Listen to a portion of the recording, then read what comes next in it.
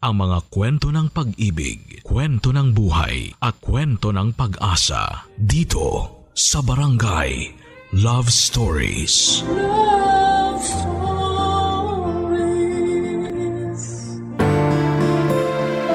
May mga taong mapanamantala at meron din namang handang tumulong sa iyo hanggang sa kanilang huling hininga.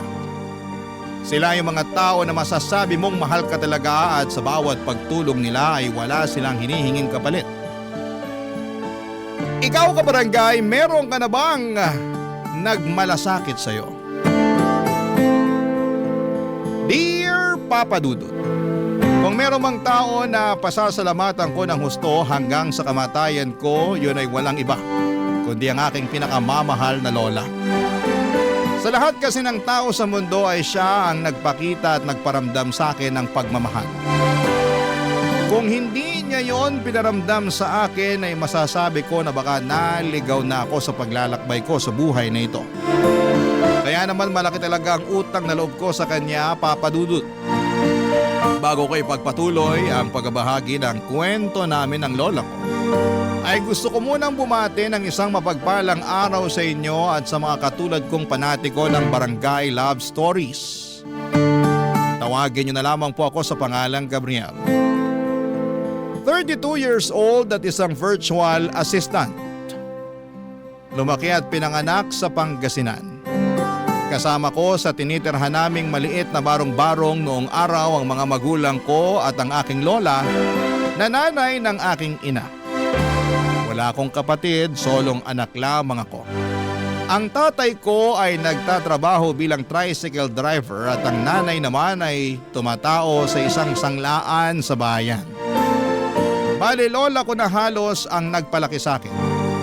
Dahil madalas abala ang mga magulang ko sa pagtatrabaho. Kaya nga hindi kataka-taka na makilola ako. Tapos nung tumungtong na ako sa edad na 18 anyos, ay iniwang kami ng nanay matapos niyang sumama sa ibang lalaki. Dahil sa nangyari, sobrang galit na galit ang tatay ko, Papa Dudut.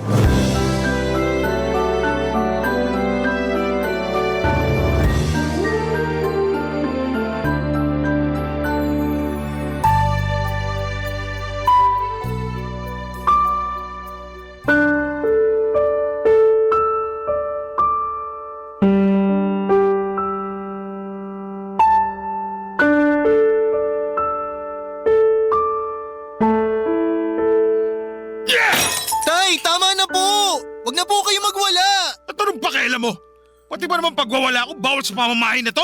Hindi naman po sa ganun, pero Di raw ganun pero ganun na rin tinutubok mo. Hirap sa'yo, masyado kang pakialamero. inaawat ko lang naman po kayo eh. Marami na po kayong nababasag na pinggan. Ilang piraso na lang po yung meron tayo tapos inuubos nyo pa. Saan ka naman nakakita na nagwawala ng wala masisirang gamit? Kahit kailan napakabugok mo talaga. Kailan ba gagamitin ang utak mo, ha? Ano ba nangyayari rito? Bakit napakakalat dito sa bahay natin? Si tatay po kasi nagwawala eh. Ang dami niya nang nabasag ng mga pinggan. Hala, oo nga! Santisima ka namang tao ka! Nay, huwag na po kayong makialam dito, ha? Pabayaan nyo na lang ako kasi durog na durog ang puso ko ngayon dahil sa ginawa ng anak nyo sa akin. Ano bang ginawa sa'yo ng anak ko, Aber? Nagtatanong pa talaga kayo? Aba malamang! Hindi ko nga alam kaya sabihin mo na para malaman ko. Tama po si Lola, Tay. Hindi po namin alam kung anong ginawa ni nanay sa inyo. Iniwan na tayo ng nanay mo.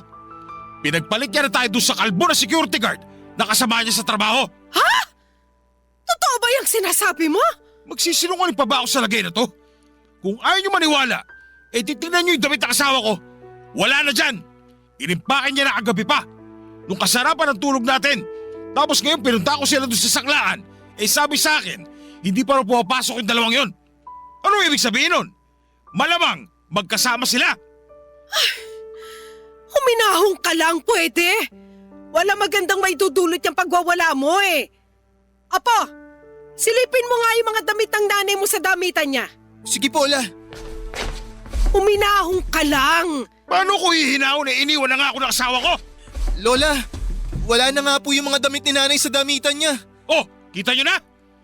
Iniwan na tayo ng asawa ko para sumama doon sa kalbong yon. Mahabaging langit. Ano bang naisip ng nanay mo at ginawa niya yung bagay na yan? Sus, Tay! wag magwala! Karapatan ko magwala! Kung ayaw mo na binabasa ko yung pinggan dito, di mukha mo na lang babasagin ko! Tutal, kamukha mo naman yung nanay mong malandi! Halika rito! Tay, teka, wag po! Anong wag po? Halika rito para malaman mong hinahanap mong pakilamero ka! Pamusaktan ang apo ko! Maawa ka sa kanya!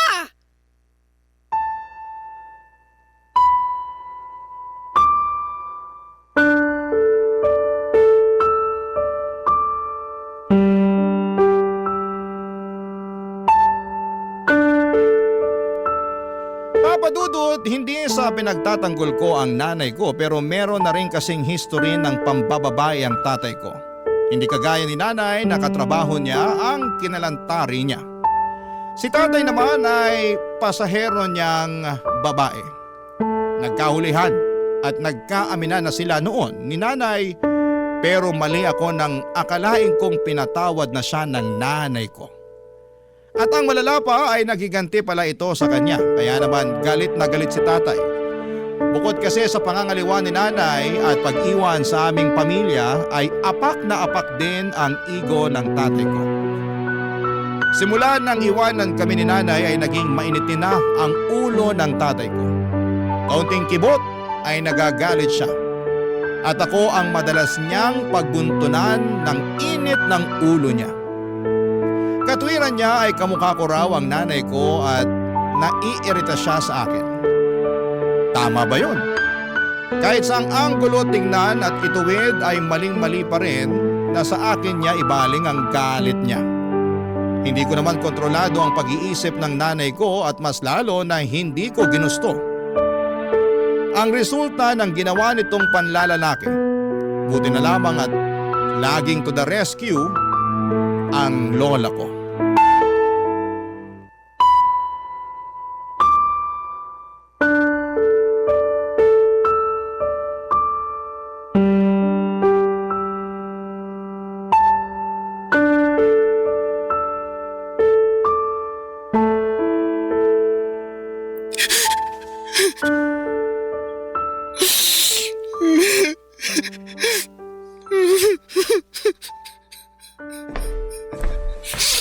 Oh, apo, napano ka?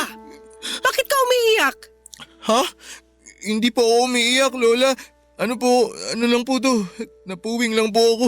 Sa akin ka pa talaga magsisinungaling. Ako na halos ang nagpalaki sa'yo. Ibig sabihin, kabisado ko yung pagtawa at pag-iyak mo. Alam na alam ko yan, kaya sabihin mo na sa akin yung totoo. Bakit ka umiiyak? Ay, sandali. Huhulaan ko.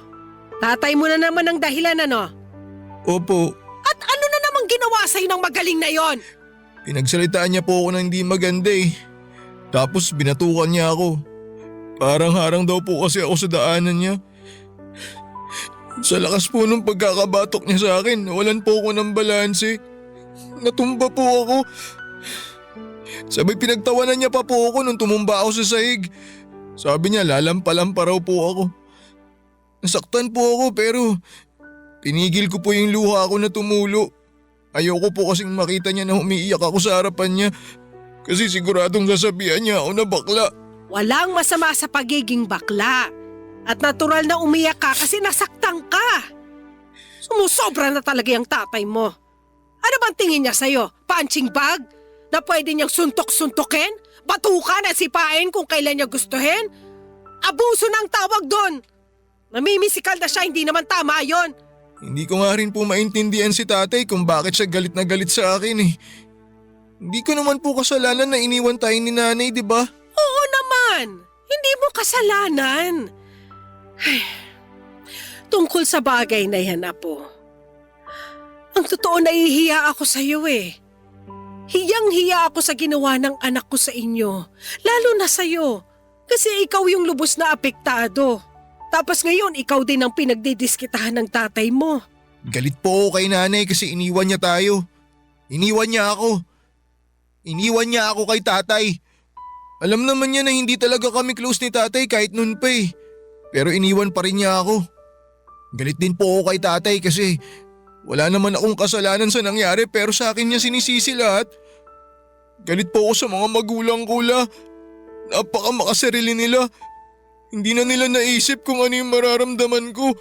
Hindi kita pipigilan kung yan ang nararamdaman mo. Kasi may karapatan ka naman talagang maramdaman yan. Malaki ang pagkakasala at pagkukulang sa iyo ng mga magulang mo, Apo. Lalong-lalo na ang nanay mo. Alam mo, nung nandito pa yan, palagi ko yung kinakausap at pinagsasabihan na magpakananay naman siya sa'yo. Nandun na tayo sa mahal kita bilang apo ko, syempre, pero hindi ibig sabihin nun ipapasa na niya sa akin ang responsibilidad ng pagpapalaki sa'yo. Siya pa rin ang nanay mo, kaya dapat lang na iparamdam niya sa'yo na mahal ka niya. Pero hindi na nga niya na iparamdam sa'yo, nagawa ka pa niyang iwanan para lang sumama sa ibang lalaki. Pero hindi na rin naman po natin kontrolado yung pag-iisip ni nanay, di ba? Para sa akin, hindi kayo nagkulang sa pagpapaalala sa kanya. Hindi kayo nagkulang na magsabi na magpakananay siya sa akin. Kaso talagang matigas yung ulo niya eh. Nagkataon pa na maling lalaki yung minahal niya. Bakit kasi si tatay pa yung napangasawa niya eh? Opo, nandun na tayo na masakit yung ginawa niya na pag-iwan sa atin para sumama sa ibang lalaki. Pero may bahagi po sa puso ko na umaasa na sana masaya pa rin si nanay. Na sana mahalin siya ng lalaking sinamahan niya.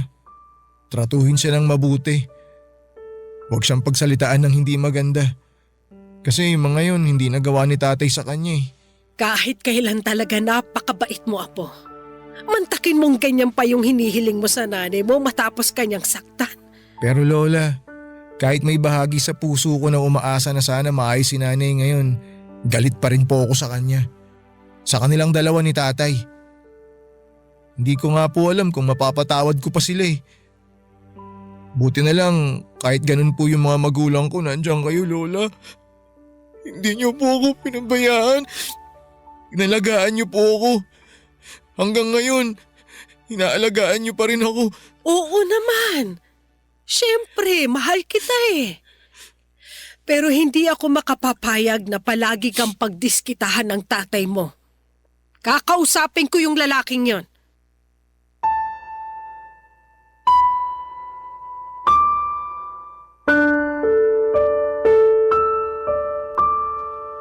Papadudot, nasabi ko na lang tuloy sa aking sarili na kung wala ang lola ko para umalo sa akin ang mga panahong yun ay matagal na akong nasiraan ng ulo. Ang hirap lang kasing patuloy na intindihin ang pinanggagalingan ng tatay at nanay ko lalo na at hindi naman sila ang lubhang apektado ng sitwasyon.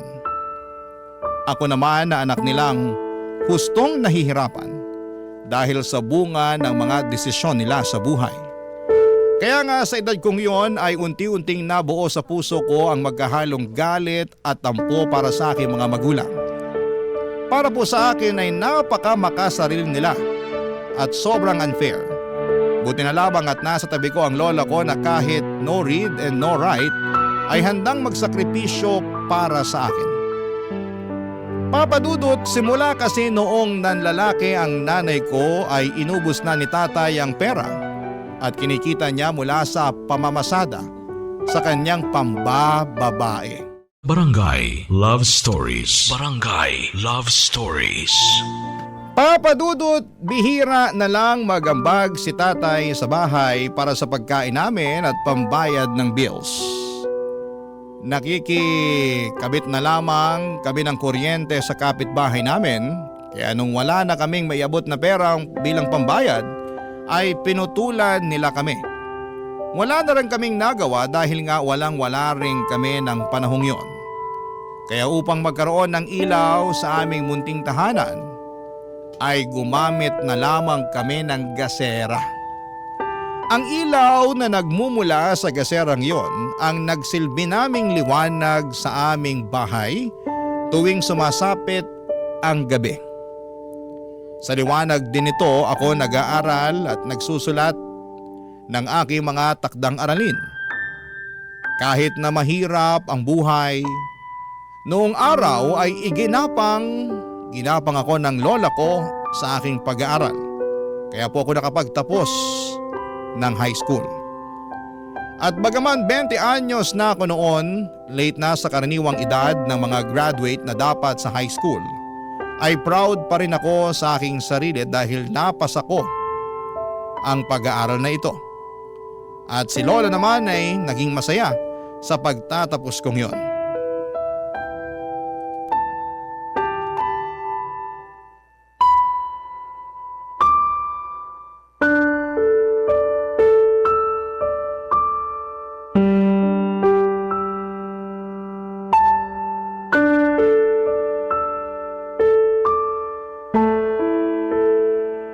Nax!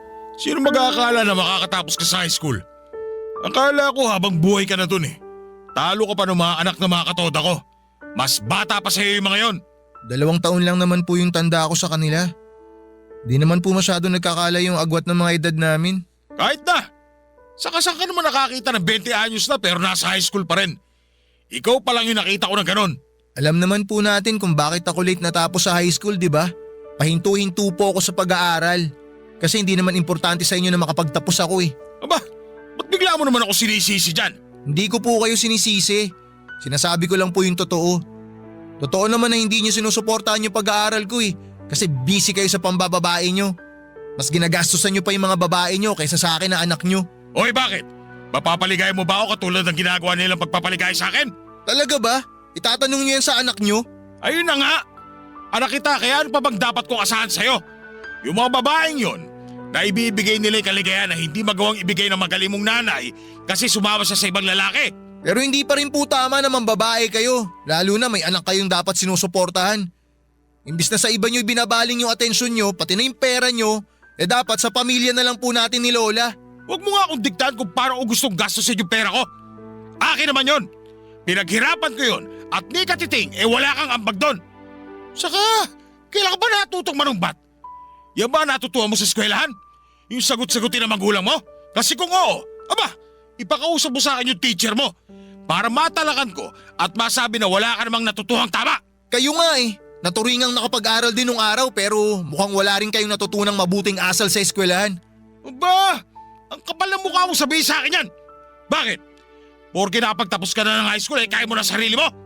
Hoy, para sabihin ko sa'yo, anak lang kita. At wala kang karapatan na pagsalitaan ako ng ganyan. Saka, wala ka pang may pagmamalaki. Saka mo na lang ako talakan ng ganyan pag marunong ka na kumita ng sarili mong pera. Teka, kailan mo pala balak magtrabaho ha? Hindi ko pa po naiisip yan. Naasikaso ko pa po yung requirements ko para makapag-aral ako sa kolehiyo. At plano mo pa talaga magkolehiyo? Sige, sino magpapaaral sa'yo ha? Bakit? Hindi niyo ako pag-aaralin? Ano bang nasingot mo tinatanong mo ako ng ganyan? Siyempre, hindi ang sagot ko dyan. Matik na yon. Pero, responsibilidad niyo po yun bilang tatay ko. Ano naman? Anong ano naman? Anong klaseng sagot yan? Responsibilidad niyo na pag-aralin ako, tay. Matagal ko nang tinalikuran yung responsibilidad na yun sa'yo. Kaya huwag mo na akong asahan pagdating sa bagay na yan. Tsaka, hindi ko pa ba nadala nung nasa high school ka pa lang? Mas madalas pa ako mabuisit sa pagmumukha mo kaysa matuwa sa'yo para maisip na bigyan ka ng pambaho sa eskwelahan, hindi ba? Kaya ewan ko ba naman sa'yo kung ano nang pumasok dyan sa utak mo. Ito, payo lang ha. Siyempre bilang tatay mo, imbis na pangarapin mo mag-aral sa kolehiyo, bakit hindi ka na lang magtrabaho? Mas magkakaroon ka pa ng pakinabang pag ginawa mo yung bagay na yon. Baka nga mas matuwa pa ako sa'yo.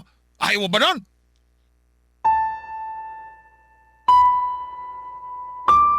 Papadudot, akala ko ay masaya ang tatay ko sa pag-graduate ko kasi narinig ko naman siya na binibida ako sa mga kainuman at mga kasamahan niya sa toda. Pero nagkamali ako kasi hanggang doon lang pala yon. Puro lang salita, kulang sa gawa. At kaya niya pala ako binibida. Kasi sa wakas ay makakatulong na ako sa pamilya namin. Plano na niya kasi na iasa sa akin ang pagtataguyod sa kanya kasi nga ay binabalak na niya na huminto sa pamamasada. Normal lang naman siguro na sumama ang loob ko bilang isang anak, hindi ba?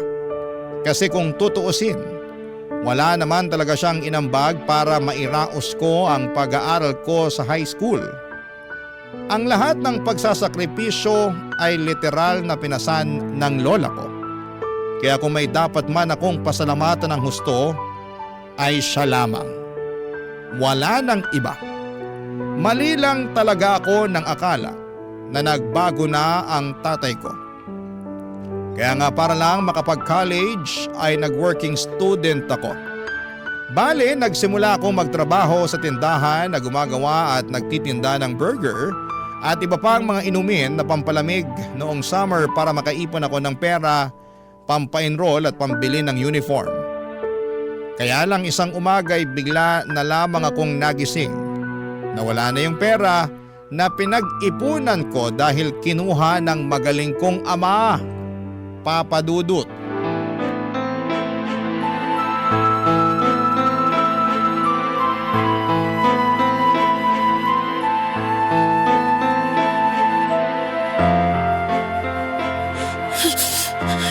Tay, balik niyo na yung pera ko! Ano ba pinagsasabi mo? Anong pera? Inipon ko yun tapos kinuha nyo lang, gagastusin nyo lang. Huwag po kayo magsinungaling, nakita ko po kayo na may nahalungkat sa damitan ko kagabi. Hindi ko lang kayo kinausap kasi antok na ako nun. Kung alam ko lang na ninanakaw nyo na pala yung pera ko nun, sana pinigilan ko kayo. Kasalanan mo naman pala eh. Masyado kang makupad. Paanong kasalanan ko? Antok na ako nun. Pagod na pagod ako galing sa trabaho. Tapos pag nanakawan nyo pa ako, pinaghirapan kong ipunin yun Pwede ba? Tigilan mo na nga yung kapaulit-ulit na ninakawan kita. Kung makapagsalita ka dyan, akala mo naman malaking halaga yung kinuha ko sa'yo. Magkano lang naman yon? Binilang ko. Wala pa nga yata 5,000. Pero sa akin, malaking halaga yun, Tay. Para yun sa pag-aaral ko Pambili ko yun ng uniform at iba pang mga gamit. Marami akong paggagamitan ng pera. Yan tayo Di ba sinabihan na kita na imbis na tumuloy ka dyan sa pagkukulehiyo mo, magtrabaho ka na lang? Ginagawa ko naman po Di ba nagtatrabaho nga ako? Nagtrabaho ka nga pero para pa rin dyan sa peste pag-aaral mo. Hindi ko tuloy alam kung bobo ka o ano Kasi hindi ka nakakaintindi. Uulitin ko makinig ka mabuti. Sabi ko magtrabaho ka para sa pamilya natin. At kalimutan mo na yung pag-aaral mo. Wala ka naman patutunguhan dyan Mag-aaksaya ka lang ng ilang taon. Hindi po pag-aaksaya ng panahon yung pag-aaral. Paano nyo nasasabi yan?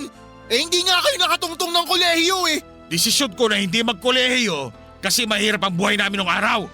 Mas pinili ko na lang magtrabaho para mabuhay kaysa magpakamatay sa pag-aaral na yan. Pag nakapagtapos ako, magtatrabaho pa rin naman ako Kaya inunahan ko na lang. Tsaka, hindi ka talaga nakakaintindi Pinagtatrabaho na kita para kumita ka ng pera. Kasi nga mahirap yung buhay natin. Pero napakatigas ang bumbura mong bata ka. Mas gusto mo pa mag-aral kaysa magkaroon ka ng silbi sa buhay.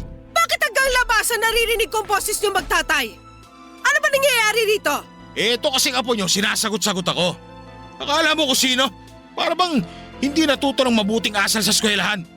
Tama bang lumabas sa magulang? Ano, sige nga! Totoo ba yung sinabi ng tatay mo, Gabriel? Sinasagot-sagot mo raw siya? Paano hindi ko po siya sasagutin, La? Ninakaw niya po yung pera na inipon ko. Pambili ko yun ng uniforme ko. Gagamitin ko yung pangkolehiyo ko Talaga naman. Naiinis na talaga ako sa kapaulit-ulit mong ninakawan kita Totoo naman, Tay Bakit? Ano bang gusto niyong sabihin ko? Totoo ba yon? Nagawa mo nakawan ng anak mo? Hindi naman ninakaw. Sobra naman kayo sa akin. Kinuha niyo yung pera ko. Hindi naman yun sa inyo. Hindi ba pag nanakaw yun? Plano ko lang naman hiramin yun. Ibabalik ko rin sa'yo. Alam mo naman na hindi ako nakakapamasada, hindi ba? Wala akong sariling pera kaya pahiramin mo ako. Pero mali pa rin ang pangunahan mong anak mo pagdating sa pera niya. Hindi tama na kunin mo sa kanya nang walang paalam. Dahil lang wala kang sariling pera o kahit na kailangan mo pa. Tsaka hindi ka ba nakikinig sa anak mo? May mahalagang paggagamitan ng anak mo noon. Kayo hindi nakikinig sa akin. Sinabi ko nang hihiramin ko lang yung pera, ibabalik ko rin. Ano gusto nyo? Gumawa ako ng masama sa ibang tao para lang magkapera? Ang hirap sa inyo, hindi kayo marunong umintindi. Saka, hindi hamak na mas mahalaga naman yung paggagamit ako sa perang ito. Papa Dudut, umabot na talaga sa sukdulan ng galit ko sa tatay ko ng panahong yon. Dahil sa ginawa niyang pagnanakaw sa akin ay parabang naubos na rin ang katiting na respeto ko sa kanya bilang isang ama. Kaya nga hindi niyo ako masisisi kung nagalit talaga ako sa kanya ng husto. At napagsalitaan ko siya ng hindi maganda. Kung hindi pa dumating si Lola para umawat, ay baka nagkasakitan pa kami ng husto ng tatay ko. Ngunit sa kabila ng mga sinabi kong hinaing at sama ng loob sa kanya ay wala pa ring bakas ng pagsisisi ang tatay ko. Ni hindi nga siya natinag at mas nanaig sa kanya ang pambabastos ko bilang anak niya. Hindi niya naisip ang bigat ng kasalanan niya sa akin, lalo na at kailangan ko ang pera na ninakaw niya sa akin.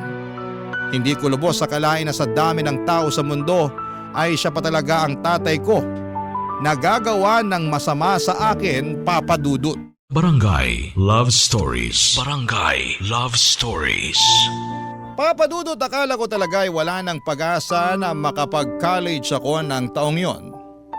In fact, tinanggap ko na lamang na hindi na ako makakapag-enroll at makakabili ng uniforme at mga gamit dahil sa kagagawan ng tatay ko.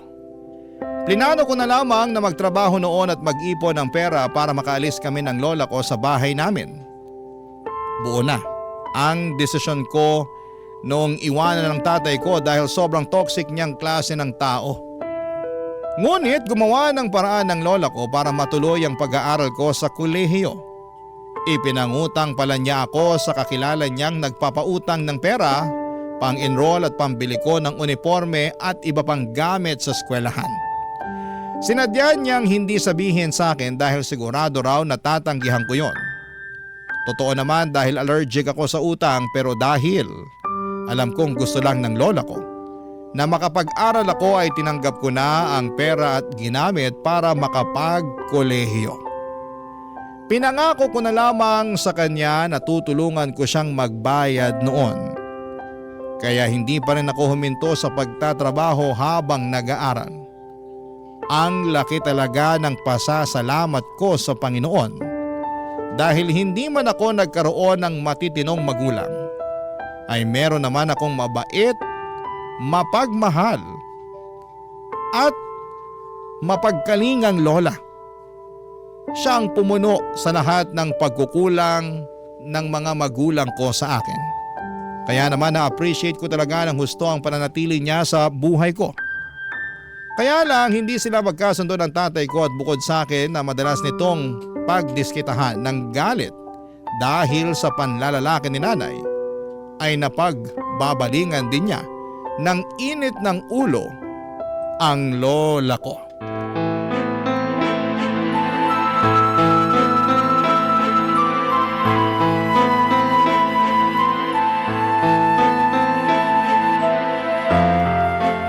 Ikaw na matanda ka, ubusin ko talaga ang buhok mo. Aray ko, bitawan mo ako! Hindi kita bibitawan kasi naiirita ako sa pagbumukha mo. Ano bang ginawa ko sa'yo? Wala naman akong ginagawa sa'yo, ah! Bitawan mo ako, sabi! O yan! Masyado ka kasi pakilamera! Bobo ka, matanda ka! Pati pag-inom ko kasama mga kumpare ko, pinakikialaman mo! Kung bakit kasi hindi mo nalang pakialaman yung buhay mo! Hindi kita pinakikialaman! Nasa'yo pa rin ang desisyon ko, ipagpapatuloy mo yung pagbibisyo mo! Ang akin lang, sinasaway lang kita! Dahil panay na ang pagkakasakit mo, kakainom mo ng alak at kakasigarilyo! Anong pananaway? Pakikialam pa rin yung tawag doon! Pinaganda mo lang! Parang awa mo na! Huwag mo ako saktan, matanda na ako! Wala akong pakialam! Dapat sa'yo, turuan ng leksyon para magtanda! Teka, Tay! Anong ginawa niyo kay Lola? Bakit ganyan itsura niya? Huwag kang pakialam dito! Anong huwag makialam? Sinaktan niyo ata si Lola eh! Masyado mo namang mahal na mahal itong matandang hukluban na to! Gusto mo magsama kayo eh! O yan! Lola! Ayos na po ba kayo? Ayos lang naman ako, pero masakit lang ng konti ang ulo ko. Masyado naman kayo madrama! Eh hanggang kayo nakakapit pa rin naman dyan sa ulo niyo yung buhok niyo! Ano bang pinagsasabi niyo? Sa tingin niyo sinong di masasaktan sa ginawa niyo? Sobra naman kayo kay Lola! Di na kayo naawa sa kanya? Alam niyo nung matanda siya tapos pinatulan niyo pa? Kung alam mo lang kung gaano kapakilamera yung matandang yan, eh sigurado ako masasabunutan mo rin yan! Baka nga hindi lang yun! Baka masutok mo pa yan! Kilabutan nga kayo sa mga pinagsasabi niyo! Wala na ako noon! Hindi ko naman siya pinakikialaman. Sinasaway ko lang siya kasi nga, lagi na lang siya nagkakasakit kakabisyo niya.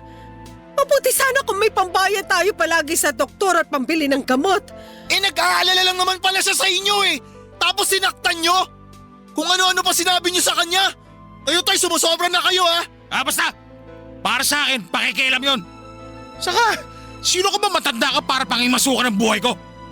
Hindi mo naman ako anak! Saka baka nakakalimutan mo malaki pa atraso mo sa akin! Anong atraso ko na pinagsasasabi mo? Matanda ka na nga talaga kasi nag-uulanin ka na! Mas malalaman ko kung sasabihin mo. O sige, para magkaalaman na tayo. Makinig ka mabuti ha, kasi hindi ko na ito ulitin. Yung anak mo na nang iwan sa akin noon, hindi ko pa rin nakakalimutan yung ginawa niyang yun sa akin hanggang ngayon. At sa tuwing naalala ko yun, mas tumitindi yung galit ko sa'yo kasi sa'yo siya nang galing. Walang kasalanan si Lola sa ginawa ni nanay sa inyo! Bakit pa si Lola sinisisi nyo? Hindi makatwiran yung ginagawa nyo kay Lola, tay! Tumigil ka, Gabriel! Wala kang alam sa nangyayari! Ako pa ngayon ang walang alam sa nangyayari? Ayos ah! Para lang alam nyo, tay! Kayo ang walang alam! Hindi ko alam kung hindi nyo talaga alam o nagbubulag-bulagan lang kayo! Dinadagdagan nyo pa yung mga kasalanan nyo sa akin! Ang hirap kasi sa inyo, akala nyo sa inyo umiikot yung mundo! Hindi kayo perfecto, tay! Hindi kayo santo! Kung umasta kayo, kala nyo kayo yung biktima rito ah! Alam nyo, kung meron dapat nasisiyan kung bakit nagkagulo ng ganito yung buhay natin, walang iba kundi kayo!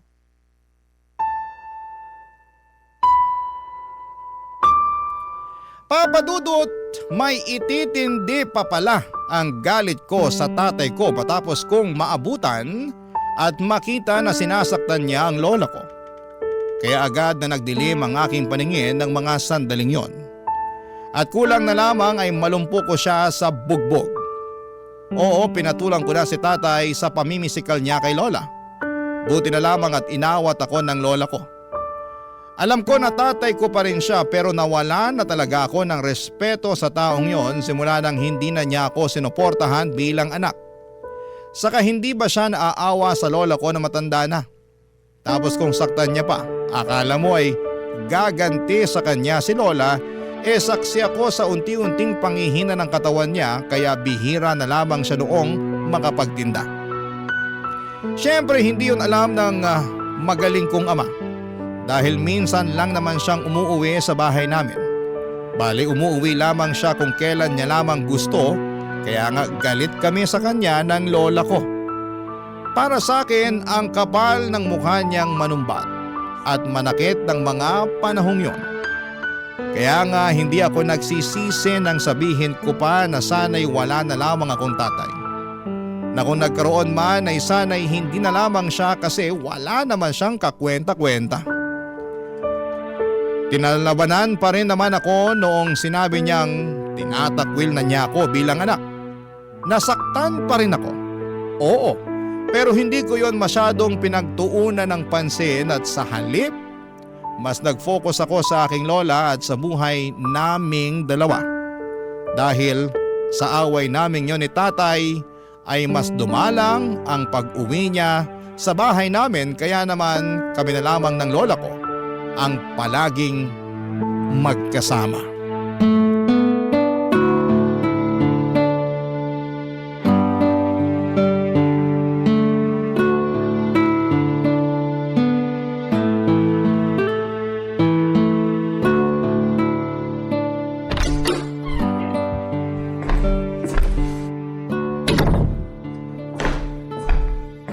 Nandito na po ako, La. Apo, nandiyan ka na pala. Pero bakit ang tagal mo naman nakauwi? Hala sige, maupo ka na muna dyan sa bangko at ikukuha kita ng tubig. Mukhang uhaw na uhaw ka eh. Oo nga po eh. Uhaw na po talaga ako, Lola. O ayan na po. Salamat po, Lola. Pasensya ka na kasi hindi malamig. Hindi na ako nakabili ng yelo sa tindahan gawa ng maulan kanina, maputik yung daan.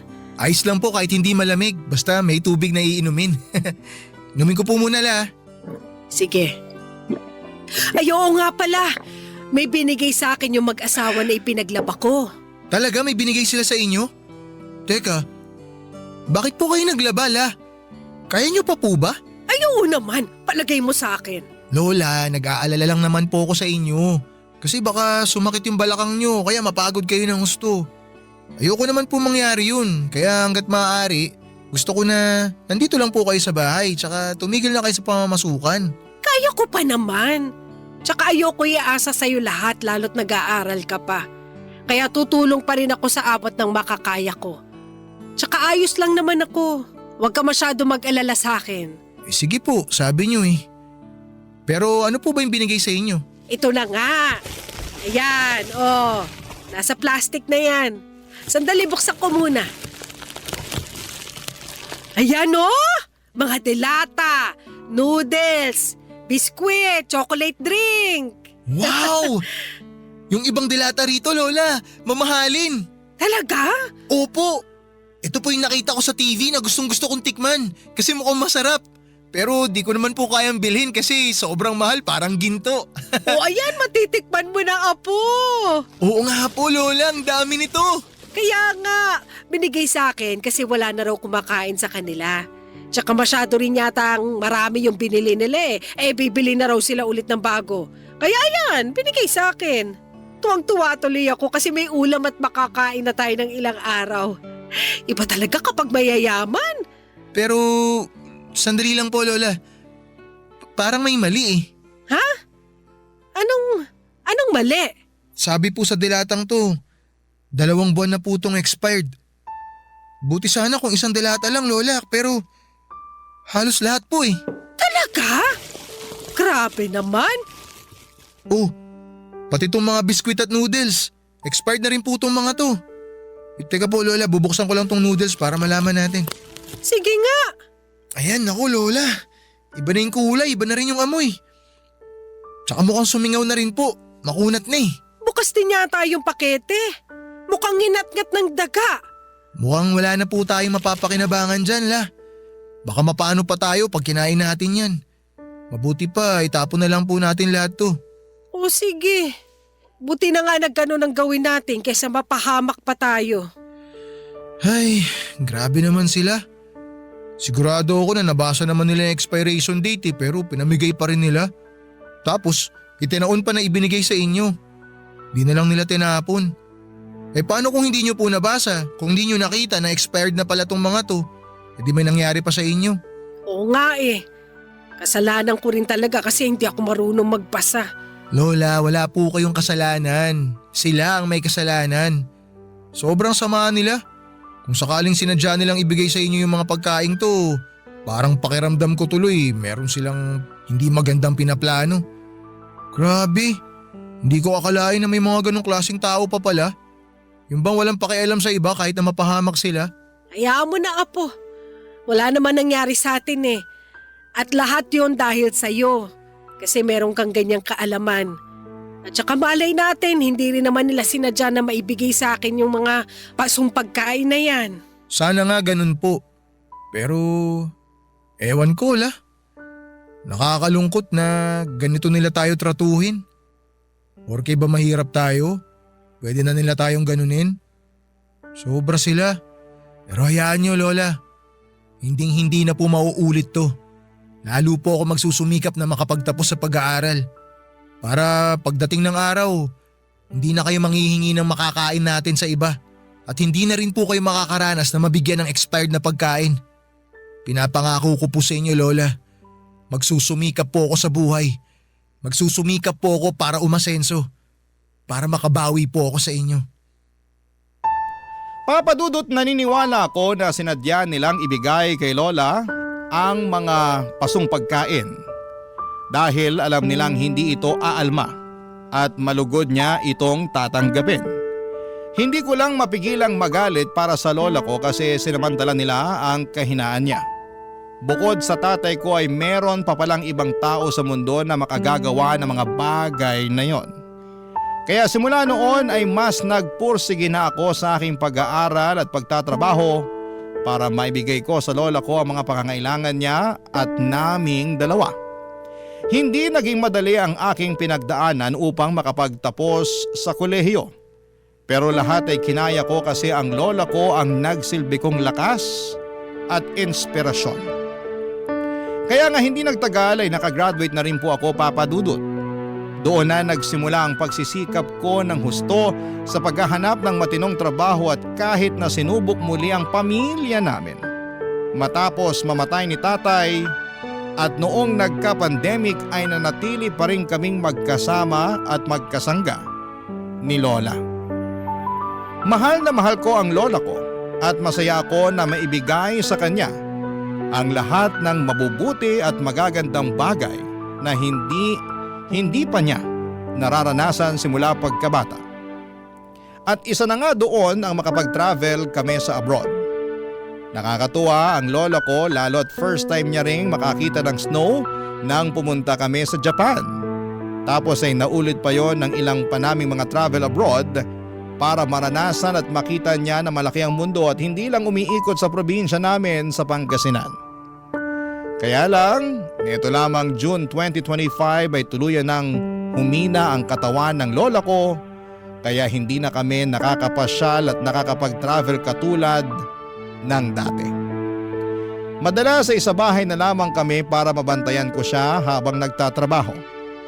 Sa ngayon po ay sinusulit na lang namin ang mga nalalabing araw na malakas pa siya dahil palagi niya sa aking sinasabi na anumang sandali ay baka mamaalam na siya. Siyempre nalungkot ako at nasaktan pero ayokong may pagsisihan. Kaya nga nag-decide akong sumulat sa inyong programa upang tuparin na rin ang kahilingan ni Lola na maiere ang aming istorya. Hanggang dito na lamang po ang sulat ko, Papa Dudut. Maraming salamat sakaling mapili po ninyong basahin sa Barangay Love Stories. God bless and more power sa inyong lahat at sa mga kabarangay natin. Ang inyong kapuso at kabarangay forever, Gabriel. Anong say mo sa Barangay Love Stories na ito? Pagkwentuhan natin sa comment section yan.